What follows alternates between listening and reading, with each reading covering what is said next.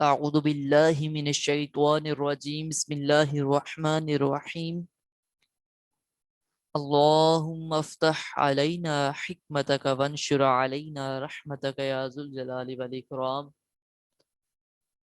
رب اشرح لي صدري ويسر لي أمري واحلل عقدة من لساني ويفقه قولي رب زدني علما رب زدني علما رب زدني علما عزیز طلبہ، پچھلے 3 لیکچر میں سبق نمبر 1 کے ہم نے الف سے لے کر دعا تک پڑھا. ہم اس کو مختصر سا ریوائز کر لیتے ہیں تاکہ روانی بن جائے. الف، با، تا، سا، جیم، حا، خو، دال، ذال، را، زا، سین، شین،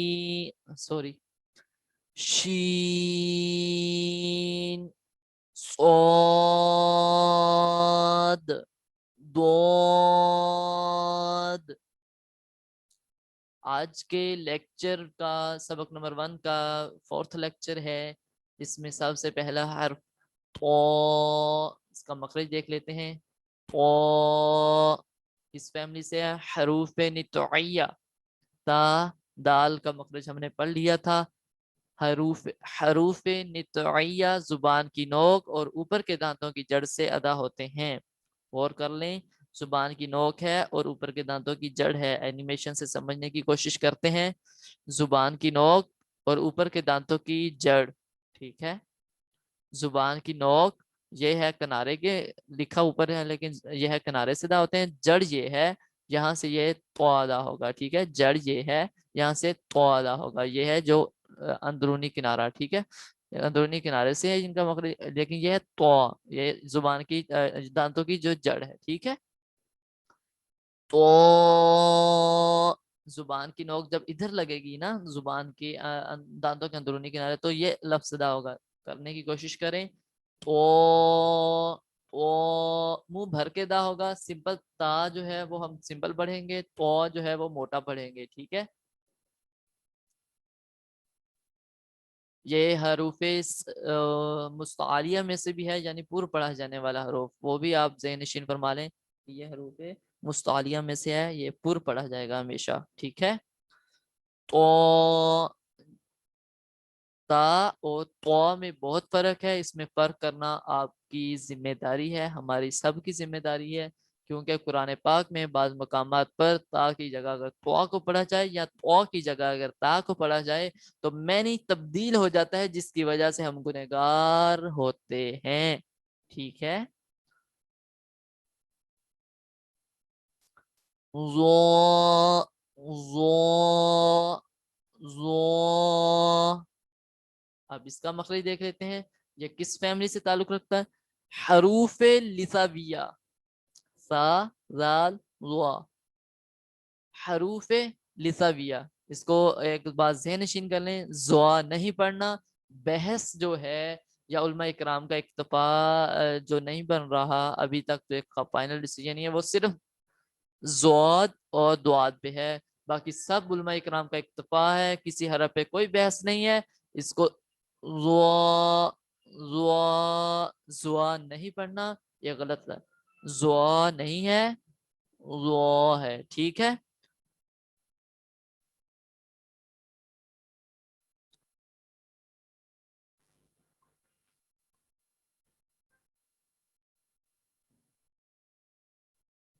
بسم اللہ الرحمن الرحیم. حروف لثویہ. ٹھیک ہے، زوا زبان کا سیرا اور اوپر کے دانتوں کے اندرونی کنارے سے ادا ہوتے ہیں. اس کو ہم نے ڈیٹیل میں پہلے سمجھ لیا، ایک بار پھر ریوائز کر لیتے ہیں کہ زبان کا سیرا اور اوپر والے دانتوں کے اندرونی کنارے سے. ٹھیک ہے، ادھر سے. ٹھیک ہے، نوک نہیں، اندرونی کنارہ. یہ بات ذہن نشین کر لیں، دانتوں کی نوک نہیں، اندرونی کنارہ. زبان اندرونی کنارے سے لگے گی تو زوا ادا ہوگا، یہ زوا کا مخرج ہے، ٹھیک ہے۔ اب آ جائیں دوبارہ پی ڈی ایف پر۔ نیکسٹ جو ہے ہمارا عین، عین لفظ پر غور کیجئے۔ عین گلے سے، گلے کے درمیانی حصے سے اپنے مخرج سے جب آواز نکلے گی تو پتہ چلے گا الف اور عین کا فرق۔ حمزہ اور عین کو ہم جب پڑھتے ہیں یا ہم آ اور آ کرتے ہیں تو یعنی لفظ جب بھی لمبا ہوگا، عین الف زبر آ ہوگا، یا کسی لا یا با جو بھی لفظ ہم لمبا کریں گے تو اس میں اور اس میں فرق ہوگا۔ عین اور حمزہ جب ہم پڑھیں گے تو فرق ہوگا، ہم اس میں باقاعدہ فرق کرنا سیکھیں گے تو ہی پتہ چلے گا، ٹھیک ہے۔ پریکٹس سے ہی فرق محسوس ہوگا، ویسے جو عام ہم شروعاتی مقام پر ہم ایک جیسا ہی ادا کرتے ہیں، اس کو پریکٹس درکار ہے۔ دعاد اور عین کو بہت زیادہ پریکٹس درکار ہوتی ہے۔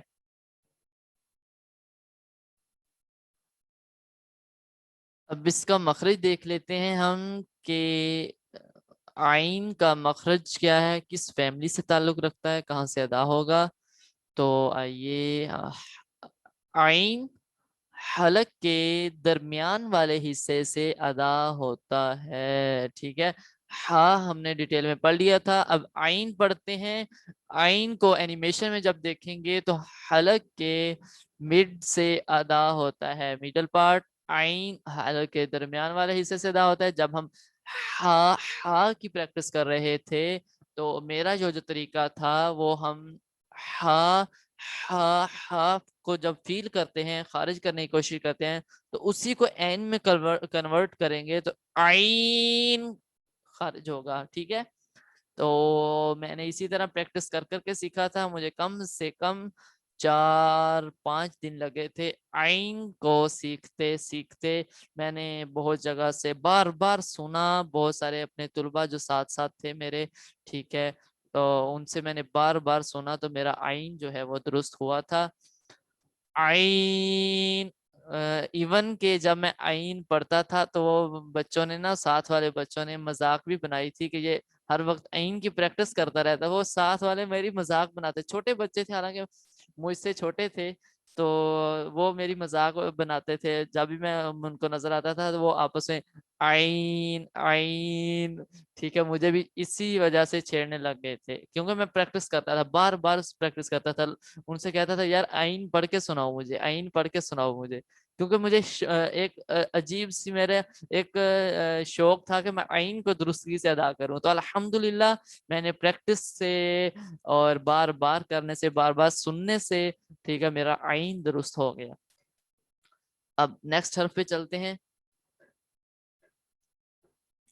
غین۔ غین کس فیملی سے ہے اس کو دیکھ لیتے ہیں ہم۔ غین کا مخرج دیکھ لیتے ہیں۔ غین حلق کے اوپر والے حصے سے ادا ہوتا ہے، ٹھیک ہے۔ غین اور خا یہ حروف حلقیہ میں سے ہے اور اسی فیملی سے اس کا تعلق ہے۔